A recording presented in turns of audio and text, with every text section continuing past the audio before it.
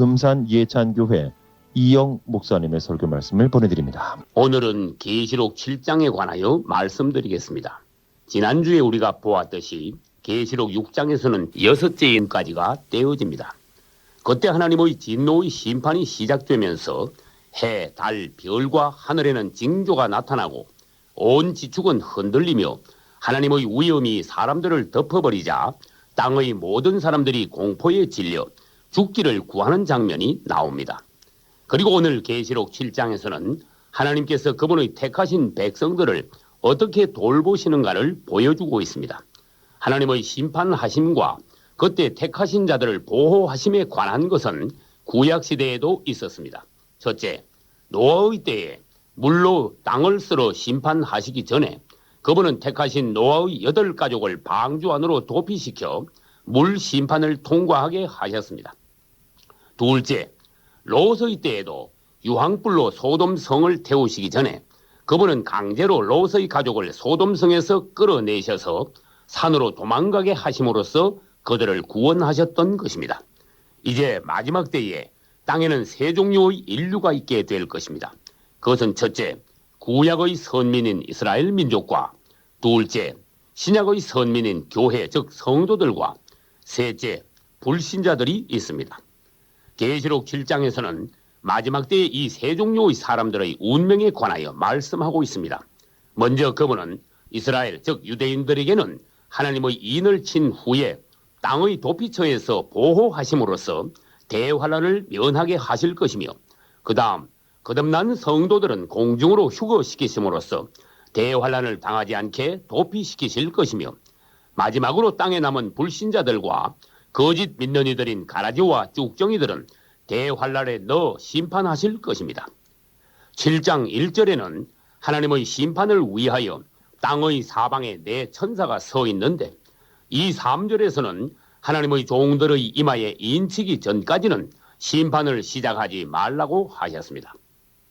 그리고 4절에서는 인맞은 유대인의 수가 14만 4천 명이라고 하셨고 5절부터 8절까지는 각 지파별로 12,000명씩 인맞은 수가 기록되어 있습니다. 인맞은 12지파의 이름은 유다 지파, 르우벤 지파, 갓 지파, 아셀 지파, 납달리 지파, 므낫세 지파, 시므온 지파, 레위 지파, 이사갈 지파, 스불론 지파, 요셉 지파 즉 에브라임 지파와 베냐민 지파 등이었습니다. 사람들은 종종 자신의 소유물에 내 것이라는 표를 해둡니다. 예를 들어서 저도 책을 구입할 때마다 날짜를 쓰고 저의 도장을 찍습니다. 이처럼 하나님께서도 그분의 백성들을 그분의 것으로 인치시는 것입니다. 에베소서 1장 13절을 읽어보겠습니다. 그 안에서 너희도 구원의 복음을 듣고 믿어 약속의 성령으로 인치심을 받았느니라. 아멘. 이처럼 마지막 때에 그분은 유대인들에게도 인을 치십니다. 그러면 여기서 하나님의 인맞은 14만 4천 명에 관하여 더 자세히 보기로 하겠습니다. 첫째, 인맞은 14만 4천 명은 모두 유대인들입니다. 그러므로 어떤 사람들이 주장하는 것처럼 14만 4천 명 중에 들지 못하면 휴거되지 못한다는 식으로 말하는 것은 틀린 것입니다. 둘째, 그들은 각 지파별로 1만 2천 명씩 인을 맡고 나머지 유대인들을 전도하게 될 것입니다. 셋째, 12지파 중 요셉 지파는 에브라임과 므낫세 두 지파가 되었습니다. 넷째, 다한 지파는 가장 먼저 우상을 들여와 이스라엘을 타락시켰으므로 14만 4천 명 중에서 빠졌습니다. 창세기 49장 17절을 보겠습니다. 다한은 길의 뱀이요 첩경의 독사로다. 말굽을 물어서 그 탄자로 뒤로 떨어지게 하리로다. 아멘. 다한 지파가 뱀이요 독사라면 장차 적그리스도가 다한 지파에서 나올 가망이 높다고 할 수 있습니다. 그러므로 역대상 2장부터 9장까지의 이스라엘 족보 중에도 다한 지파가 빠져 있는 것입니다. 다한은 누구입니까?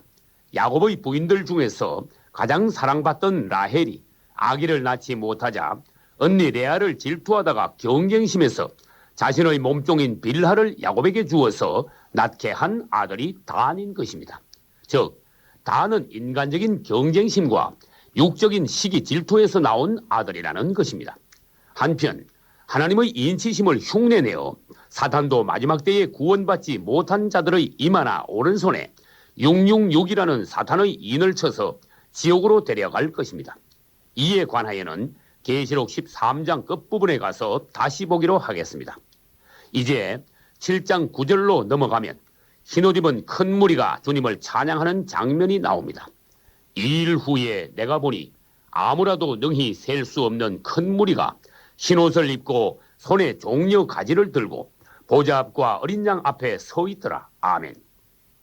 여기서 구절을 다시 요약해 본다면, 첫째, 아무도 셀 수 없는 큰 무리가, 둘째, 흰옷을 입고, 셋째, 손에 종려 가지를 들고, 넷째, 주님을 찬양하고 있었습니다. 그리고 13절에서는 이들이 누구며 어디서 왔느냐고 물었고, 14절에서는 그들이 큰 환난에서 나온 자들인데 어린 양의 피로 그 옷을 씻어 희게 되었다고 하였습니다. 여기서 이들이 누구인지에 관하여 더 자세히 보기로 하겠습니다. 첫째, 이들은 역대로 구원받은 성도들입니다. 당신도 만약 구원받아 이 큰 무리에 들지 못한다면 당신은 땅에 남아서 대환란을 겪게 될 것입니다. 둘째, 이들은 큰 환란을 통과하고 나온 자들이라고 하였습니다. 여기서 큰 환란이란 불신자들이 당할 대환란이 아니라 그 전에 있을 성도의 환란을 말하는 것입니다. 다니엘서 3장에서 사드락과 메삭과 아벳느고는 하나님의 성도로서 우상에게 경배하기를 거절하다가 불무불 즉 환란에 들어갔지만 조금도 상하지 않고 거기서 나옴으로써 마지막 때 성도의 환란을 겪고 나오는 성도들의 예표가 되었습니다. 셋째, 이들은 여섯째인 즉 하나님의 심판이 시작되기를 전후하여 공중으로 휴거된 성도들인 것입니다. 그러면 지금 이 시점부터 장차 대환란이 일어날 때까지의 사건들을 순서대로 살펴보겠습니다. 첫째, 장차 세상은 갈수록 혼란을 더하여 난리와 전쟁과 지진과 온역이 창궐할 것이며, 둘째, 그때 적그리스도가 등장하여 전 세계를 장악하게 될 것입니다. 셋째, 적그리스도에 의하여 거듭난 성도들이 환란을 당하게 될 것이며, 넷째, 성도의 환란이 끝날 무렵 1월 성신의 천재지변이 일어나게 될 것입니다. 그리고 다섯째, 그리스도의 공중 재림과 동시에 성도들이 공중으로 휴거될 것이며, 여섯째, 이스라엘은 하나님의 인을 맞고 땅의 도피처에서 보호받게 될 것이며, 일곱째, 불신자들은 땅에 남아서 대환란을 맞게 될 것입니다. 그러면 휴거된 성도들은 그 후에 어떻게 될까요? 그것은 7장 15절부터 17절까지에서 말씀하고 계십니다.